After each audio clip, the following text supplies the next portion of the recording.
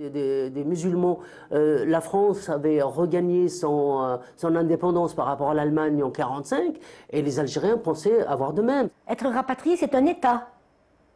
Aujourd'hui, on est rapatrié. On ne peut pas en faire abstraction. On a perdu nos 20 ans. C'est quand même un âge où on a autre chose à faire que d'aller faire la guerre. 50 ans que cette guerre les hante. Appelés, rapatriés, militants et FLN, ils sont tous marqués par ces 8 années de guerre.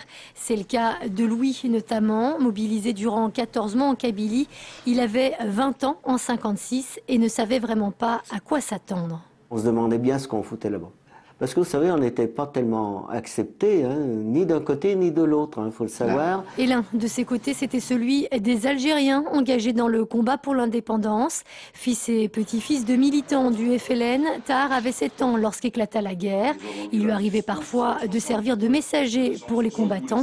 Une mission remplie, dit-il, avec une certaine insouciance. Et une fois, je passais par les fils barbelés et il y a eu une patrouille. Je me suis précipité pour sortir rapidement des barbelés. Je me suis blessé à la jambe, j'ai une grosse cicatrice. Autre cicatrice qui ne s'est pas totalement refermée, celle-là, celle des rapatriés. Germaine a tout quitté en 62, Alger, ses racines.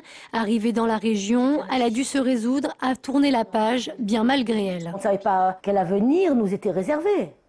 Nous avons voulu, moi en tout cas, et par rapport à mes enfants, qu'ils souffrent le moins possible d'un déracinement.